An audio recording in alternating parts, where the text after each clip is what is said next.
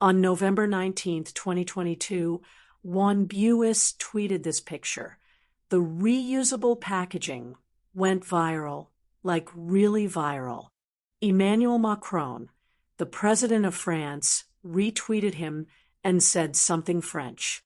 We saw all of this and had a lot of questions. How come McDonald's is introducing this type of packaging? Why in France? And why does it look so good? In the following months, we went down a rabbit hole and ended up modeling the entire dishware collection. As it turns out, sleek fry containers tell many stories. How the European Union is bringing conglomerates like McDonald's to their knees, not just in France, but all over the continent. How a country, known for everything fancy, developed a truly unique relationship with fast food and a completely different type of McDonald's, McDo. McDonald's in France, you don't understand how popular it is. And, of course, how good design can transform experiences. Have you ever been to a McDonald's in Paris? No, why? MHM. Anyways, it all started with a simple message. There is something there. The whole ad campaign around it. And I think people's reactions to it are quite good, but then also maybe questions like, are people going to steal this?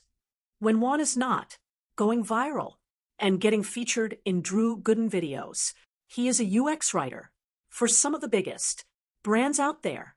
Oh, and one also lives in Paris. To get a better look at this weird new packaging, we needed a man on the ground. Juan was that man. The design is truly spectacular. We will get to that in a minute. First, we need to understand why this is happening. As we reviewed Juan's footage and dug deeper, we realized that it's not just the packaging that makes French McDonald's special. Fast food in France do not seem like a good match.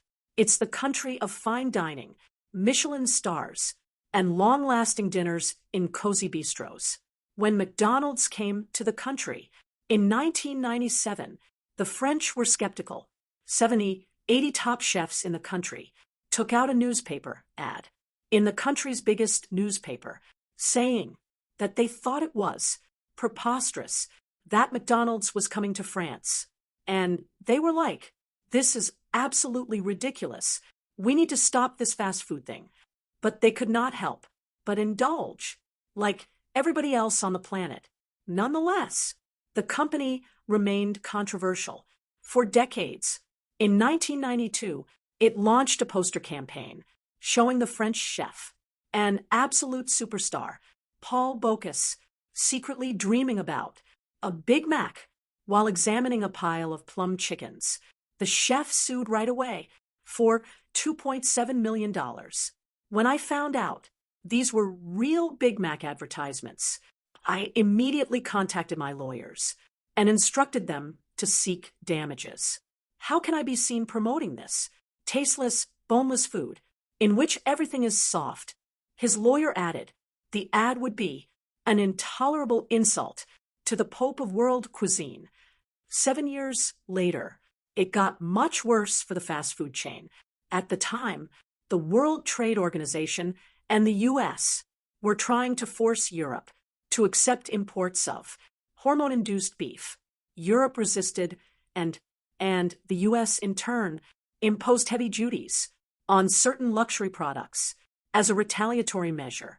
One of the items targeted was Roquefort cheese. From France, French sheep farmers were angry, and they found a symbol of American global capitalism and trade doctrine like no other. McDonald's. So wait, French horde went and utterly wrecked a restaurant of the chain, which was currently under construction.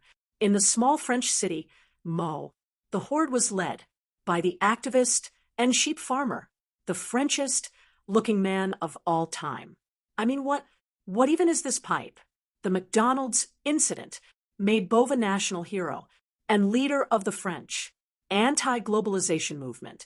He published a best-selling book 2 years later, and in 2007, he ran for president Later, he went into European politics, all on the back of really hating McDonald's. José Bové rose to global fame 15 years ago after he demolished a half-built McDonald's. However, despite Bové's crusade, McDonald's could not be slayed. Off the bat, it had a competitive advantage over brasseries, bistros, and cafés. The restaurants were designated as takeout joints. This meant the value-added tax was just 5.5% versus the 19.6% at gastronomic restaurants. The food was cheap, and the French economy was bad, like always. Another factor played a much bigger role, though. McDonald's always has been good at inserting itself into the local culture of the country it operates in, but nowhere has it succeeded on such a scale as in France. The company realized that French customers were drastically different from American ones. Americans visited McDonald's more often at any time of the day, frequently alone, opting for takeout 70% of the time. In contrast, the French came in groups, spent more money per visit, and significantly more time in the restaurants. 70% of them dropped in during regular lunch and dinner hours.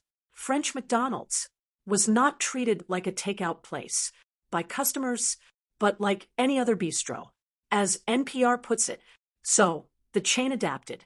In the U.S., its restaurants are designed to attract people from afar. The Golden M glooming high, calling you to that sweet, sweet drive-in in a car. The interior is often a little uncomfortable, intended to minimize customer visiting time and maximize purchasing turnover. In France, the restaurants are often sleek, modern, and comfortable. You can find relatively cozy corners, designated specifically for larger groups of people. Sometimes there is even table service.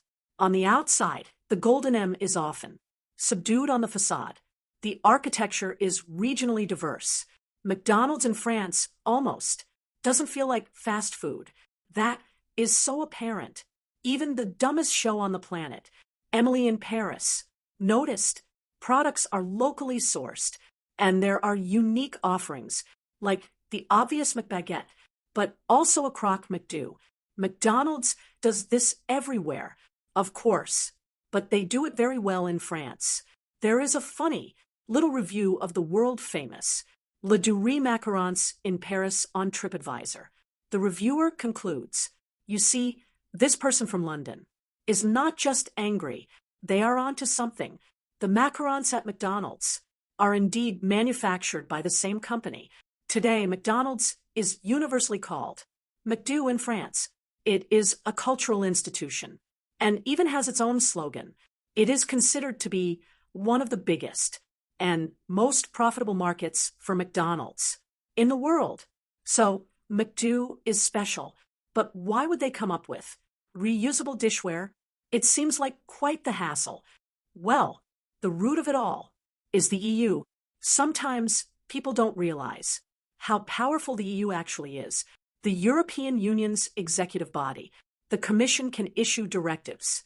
These directives are goals, which must be achieved by all member countries, but every country can decide on how to get there.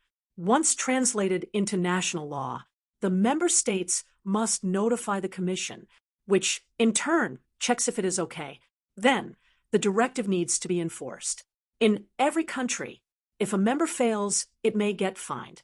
A particularly famous directive is, whatever nerds. Basically, it's a big EU move to reduce the impact of plastic on the environment. This includes the much ridiculed ban of plastic straws and balloon sticks. But in truth, it goes much further than plastic straws, becoming paper ones. For example, the directive makes single-use plastic producers pay to clean up single-use trash. And finally, the important point, it forces member countries to find ways to reduce the consumption of single-use plastics, such as food containers and beverage cups. France is always exceeding the extra and on top of the class in combating plastic. They've gone way above what was expected and banned new single-use plastic packaging. From 2040, from early 2025, new plastic packaging has to be made of 100% recycled plastic. And since the beginning of 2023, single-use packaging is banned from French fast food restaurants, which brings us to this. When we first chatted with Juan, he shared our initial fascination with the French McDonald's reusable packaging.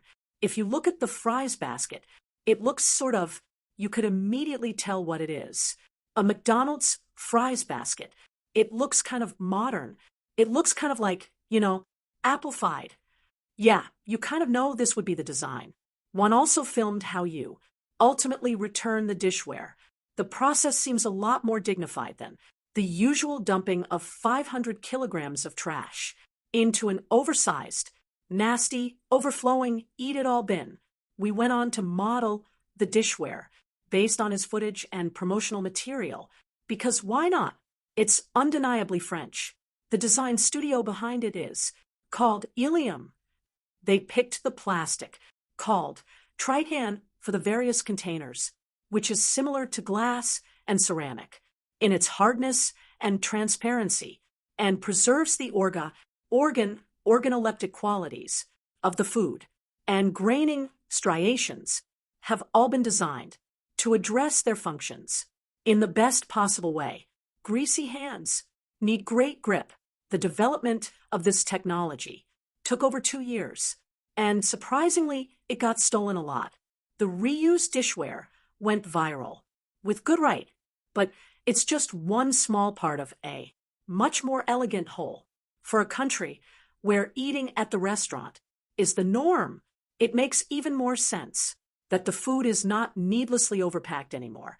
However, it's unclear if relying on reusable plastic is actually more sustainable than switching to long-wearing glass or china. The French government promises to remain vigilant on this question. McDonald's has been doing very tiny steps towards improving their packaging for more than 30 years. Ironically, we made a video in German before knowing about all this, criticizing the chain for greenwashing their enormous trash footprint in Germany and pretend fixing the issue. Some EU directives and one chunky national law later. We get this. To us, this is a story of how business, if set on the right track through legislation, can really leap forward. McDo really did turn around the French anti-plastic legislation to their benefit simply through introducing a design so noteworthy people talk about it, like us.